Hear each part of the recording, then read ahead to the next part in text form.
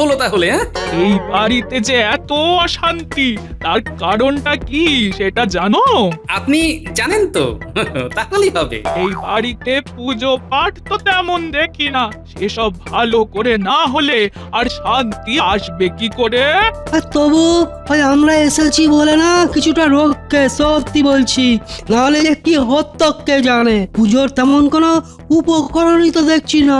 পুজো অর্চনা হবে বা কি করে? হ্যাঁ, তুই যখন বলে দিয়েছিস তখন আমি এবার থেকে সকাল সন্ধে ভক্তি করে ধূপ ধুনো দেব, আর যা যা বলেছিস সব সব করবো। হ্যাঁ, আর আমি পালাবো।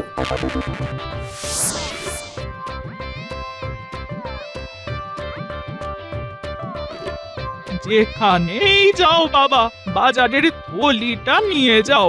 যাই করো আর তাই করো, সংসার ধর্ম তো আর ভুলে গেলে চলবে না।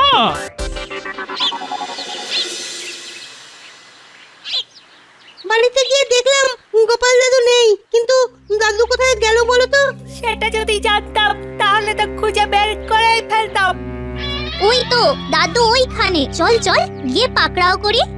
ও গোপাল দাদু, তুমি এখানে বসে আর আমরা তোমায় কোথায় কোথায় খুঁজছি। কিন্তু খুঁজছিস কেন সেটা তো বলবি। পারে তুমি সব ভুলে গেছো নাকি? আজ যে তুমি আমাদের নিয়ে বাজার করতে যাবে বলেছিলে। না না, আজ তোমাকে আমরা কিছুতেই ছাড়বো না। বেশ তো, তোদের যখন এতই বাজার করা দেখার শখ, চল তাহলে।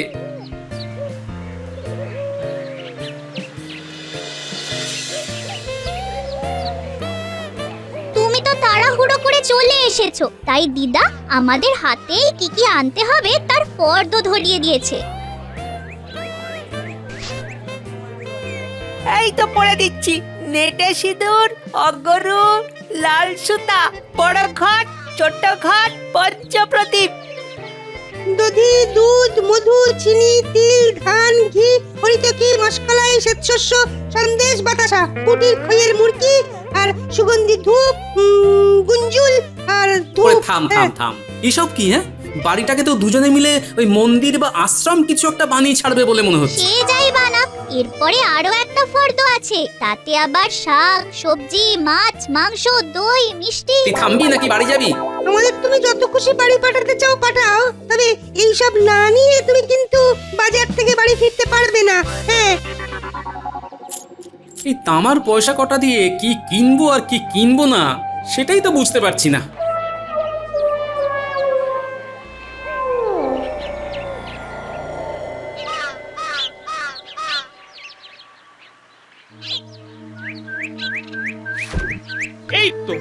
এই তো সবকিছু এইভাবে করে করে দিয়েই তো গোপালকে কুঁড়ে করে দিচ্ছিস। আর সেই জন্যই তো ওই জামাইবাবু গায়ে হাওয়া লাগিয়ে কেমন ফুরফুর ফুরফুর করে উড়ে বেড়াচ্ছে। ও মা, তাই বুঝি? শোন, জামাইকে কিভাবে নাকে দড়ি দিয়ে খাটাতে হবে সেটা ঠিক আস্তে আস্তে শিখিয়ে দেব তোকে।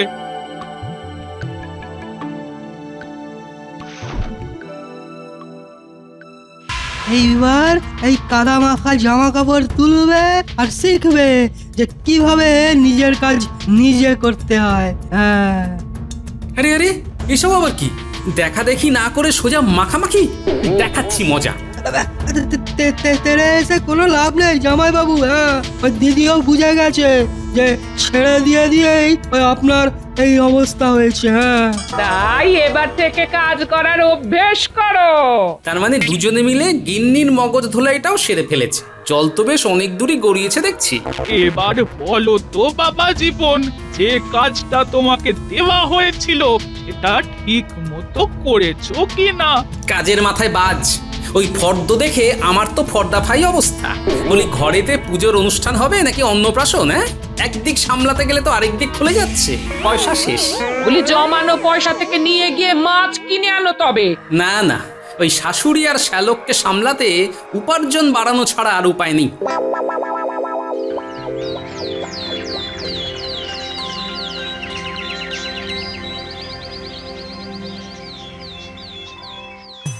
কি হলো গোপাল? কিছু একটা বলার জন্য যেন উসখুস করছো?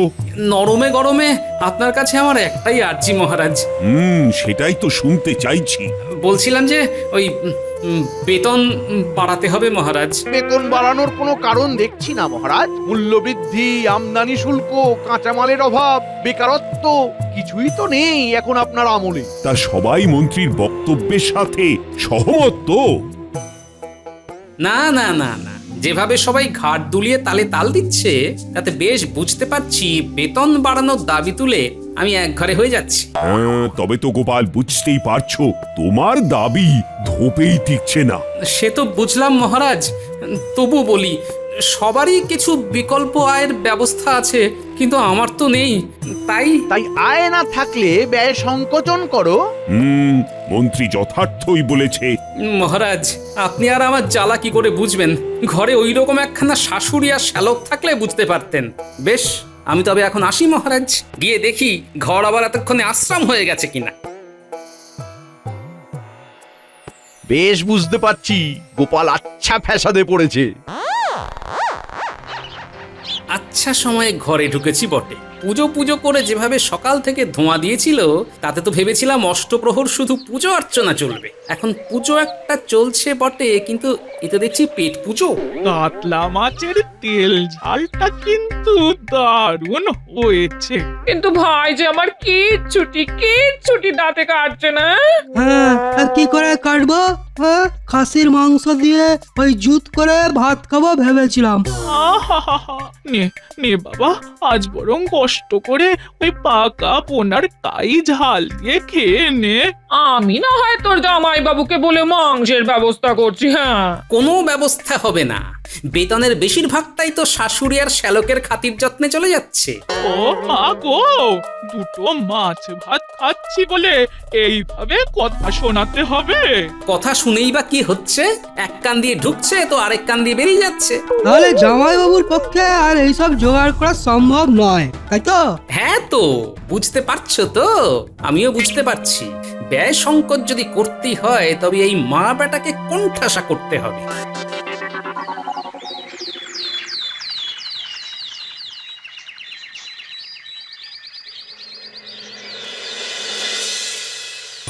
কই গো রাজবৈদ্য, ঘরে আছে তো নাকি?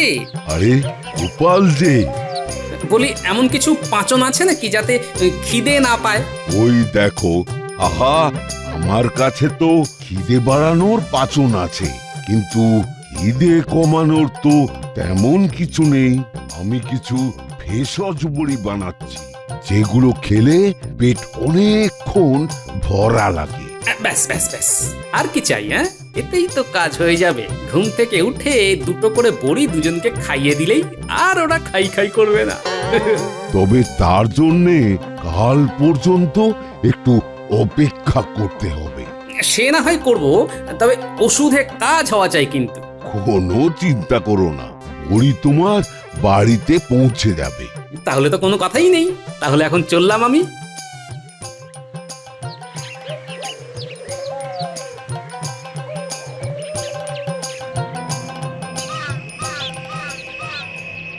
চল, আজ আর ওষুধ নিয়ে কাজ নেই।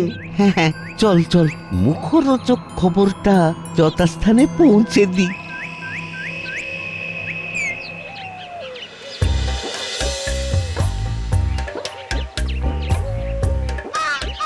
আরে আরে, ব্যাপার কি?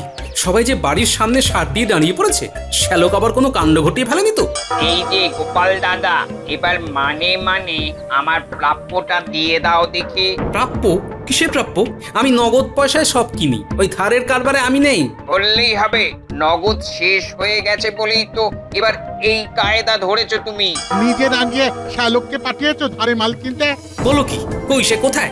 শ্যালক গেল কোথায়? হ্যাঁ, সত্যিটা আমাকে জানতেই হবে। সত্যি যদি জানবেনই তবে বলি, ওই বাজার থেকে না মাল কিনে এনেছি, আর আমি বলে এসেছি যে আপনি বাড়ি ফিরলেই শোধ করে দেবেন। হ্যাঁ, তা আমার এই উপকারটা না করলেই চলছিল না বুঝি?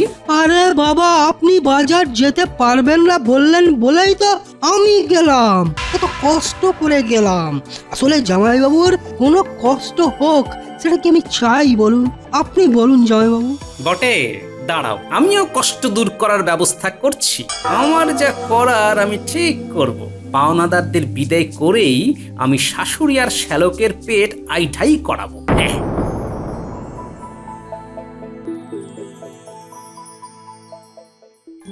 গোপালটা যে ভেতরে ভেতরে কি করছে কিছুই বুঝতে পারছি না। না না না না না, বটা ঘটাকে কাজে লাগিয়ে ওর হালচাল জানতে হবে। গোপাল দাদা পেট ভরানোর বড়ির খোঁজ করছে ওই রাজবৈদ্যর কাছে এসে। তবে বৈদ্যের কাছে খিদে বাড়ানোর ওষুধ আছে, কিন্তু পেট ভরে থাকার বড়িটা বৈদ্য সবে বানাচ্ছে। তাই নাকি? গোপালকে পেঁচে ফেলার এই সুযোগ। গোপাল নিশ্চয়ই শাশুড়ি আর শ্যালককে নিয়ে ঝামেলায় পড়েছে। এই সুযোগটা কাজে লাগাতে পারলে বেশ মজা হবে। আপনি কি মনে মনে কিছু ভাবছেন মন্ত্রী মশাই? ভাবছি তো বটেই, আর আমি কি ভাবছি সেটা তোদেরও মাথায় ঢোকাচ্ছি। আয় এই ঘটে ঢুকেছে তো নাকি? আপনার কথা তো আমরা স্পষ্ট বুঝতে পারছি। তাহলে যা, যেমন বললাম তেমন কর গিয়ে। দেখিস আবার বাড়াবাড়ি করিস না যেন। আমি যাই রাজসভায় গিয়ে দেখি সেখানে আবার কি না কি সামলাতে হয়।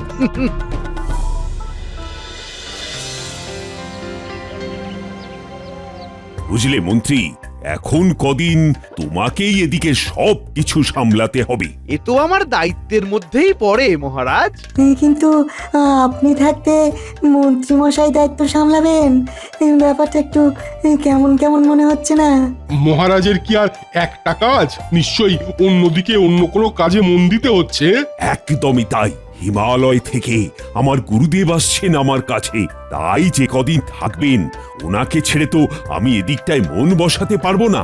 ততদিন সে তো বটেই মহারাজ, বাড়িতে কেউ এলে তার খাতির যত্নের ব্যাপারটা তো বাড়ির প্রধানকেই ভাবতে হয়। এটা তুমি একেবারে ঠিক বলেছো গোপাল। তবে খাতির যত্ন ভালো লেগে গেলে আপনার গুরুদেব কিন্তু একেবারে জাঁকিয়ে বসবেন আপনার কাছে, এটাও বলে রাখলাম। হ্যাঁ তাই নাকি?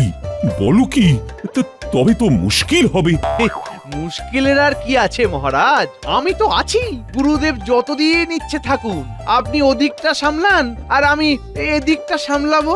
আর যেমন যা সুযোগ পাবো তেমন গাড়াবো। তুমি কি কিছু বললে গোপাল? কই না তো। গোপাল না বললে কি হবে, আমি বলছি। আমি জানি তুমি আমার কথা খুব ভাবো। এটা আর আমি নিজের মুখে কি বলি? আপনি নিজের কাজ করুন আর আমি নিজেরটা করি। মহারাজ করবেন গুরুর সেবা, পাবেন পুণ্য। আমাদের তখন সব কাজে মন্ত্রীমশাই দেবেন শূন্য। কবি কি বলছে মন্ত্রী? এমনটাই হবে নাকি? কি যে বলেন মহারাজ, আপনি যেমন যেমনটা করেন আমিও তো আপনার পথেই চলি। সে আর বলতে।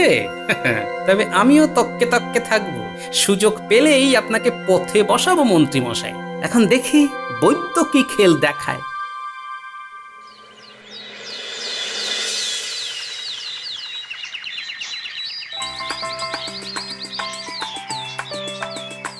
এই তো ভেষজ বড়ি তৈরি হয়ে গেছে। এবার শুধু গোপালের বাড়িতে এগুলো পৌঁছে দিতে হবে। মোক্ষম সময় এসেছি। রাজবৈদ্য বড়ি নিয়ে হুড়োহুড়ি করছে। চল চল আমরাও তাহলে তাড়াতাড়ি কাজ সারি। রে বাবা রে গেলাম রে। ও ঘাবড়াস না, রাজবৈদ্যর কাছে এসে গেছি যখন, তখন ঠিক একটা ব্যবস্থা হবে। দেখুন না রাজবৈদ্য, বটাটা ওই পেটের ব্যথায় কেমন ছটফট ছটফট করছে। চটপট কিছু একটা ব্যবস্থা করে দিন না। কই দেখি দেখি দেখি কি হয়েছেটা কি? আপনি ওই দিকটা দেখুন, আমি ততক্ষণে এই দিকটা সামলে ফেলি। ব্যাস ব্যাস, এই যে পাল্টা পাল্টি করে ফেললাম, এতেই কাজ হয়ে যাবে। পেট ভর্তির বদলে খাই খাই করবে। মনে হচ্ছে পেটটা খালি খালি লাগছে বলে পেটে যন্ত্রণা হচ্ছে। আমি এক্ষুনি পেট ভর্তি রাখার বড়ি দিয়ে দিচ্ছি, এই কাজ হবে। একদম না, একদম না, ওই বড়ি খেলে হিতে বিপরীত হবে। বটা বটা পালা রে পালা। বলিস কি? না না, আমার পেটের ব্যথা সেরে গেছে। চল ঘটা, পালাই রে, পালাই পালাই চল। ব্যাপারটা তো ঠিক বুঝলাম না এদের দুজনের হলোটা কি। সে যাই হোক, যাই যাই গিয়ে গোপালকে আবার সামলে দিয়ে আস।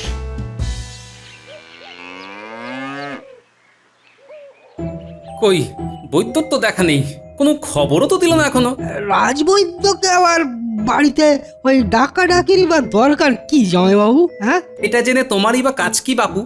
না এই বলছিলাম কি, ওই রাজবৈদ্য যদি মাথা ঠিক করার উপায় জেনে থাকে তাহলে বরং ওই সেই সব বড়ি নিয়ে আসুক। তাই নাকি? বাহ, তোমার মাথাটা তো আজকাল বেশ খুলছে দেখছি।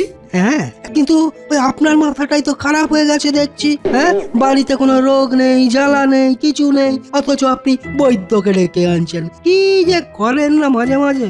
রোগ জ্বালা নেই বটে, কিন্তু হতে কতক্ষণ? আহা, জামাইয়ের যেন চিন্তার শেষ নেই। আমার কি আর শুধু নিজেরটা নিয়ে ভাবলে চলবে? ঘরে শাশুড়ি আর শ্যালক অতিথি হয়ে আছে, তাদের সুস্থ রাখাটাও তো আমার কর্তব্যের মধ্যে পড়ে। আপনাদের দেখাশোনার কথা যখন মহারাজ স্বয়ং বলে দিয়েছেন, তখন তার কথা তো আর অমান্য করা যায় না। এই যে গোপাল, তোমার সেই বড়ি এনেছি। বড় ভালো সময় এনেছেন রাজবৈদ্য। আমাদের হোক না হোক, আগে শাশুড়ি মাতা আর শ্যালককে খাইয়ে ওদের সামলে রাখি। নিন নিন, ঝপ করে খেয়ে নিন দেখি। ও মা, কি করি মা? হ্যাঁ, কড়া করির আর কি আছে? মহারাজ বলেছেন যখন, তখন আরে না খেয়ে উপায় কি?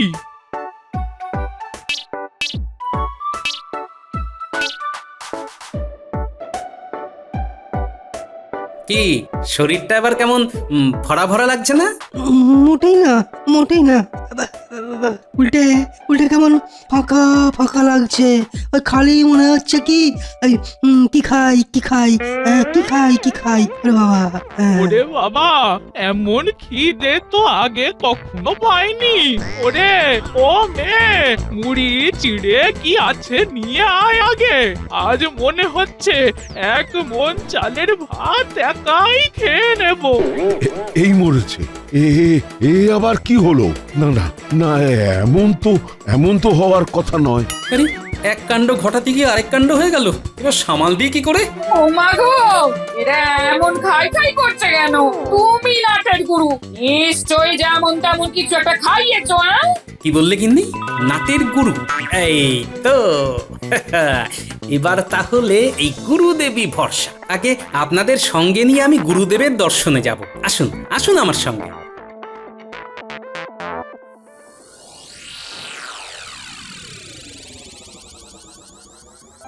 তোমাকে দেখে আমার চিত্ত প্রসন্ন হয়ে গেল কৃষ্ণচন্দ্র।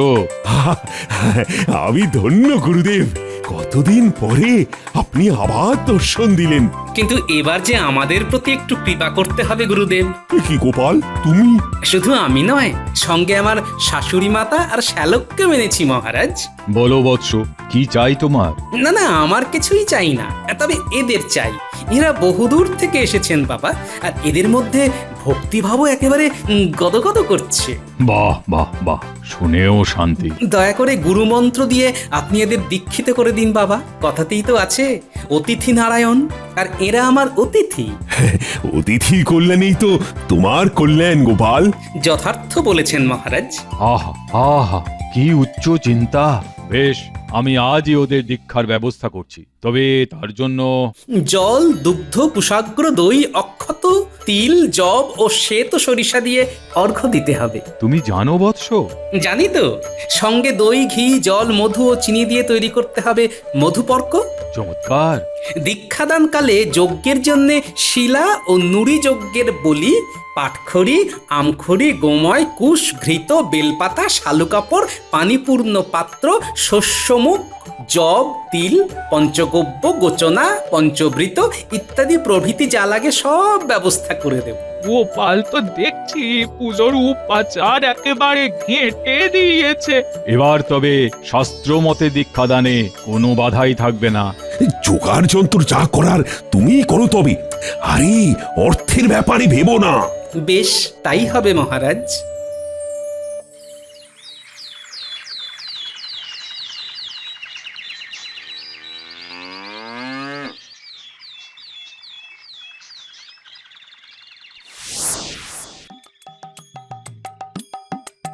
এই যে ধর্মকর্ম তো অনেক হলো, দীক্ষা নেওয়াও তো হয়ে গেছে, বলি এবার তো সংসার সামলাতে হবে নাকি? সে তো হবেই, তবে বাজার দোকান যা করার সেটা এবার একটু বুঝে শুনে করতে হবে। কেন সে বললে তো হবে না? হ্যাঁ, খাসি মাংস পাতে না পড়লে কিন্তু চলবে না। মায়ের তো আবার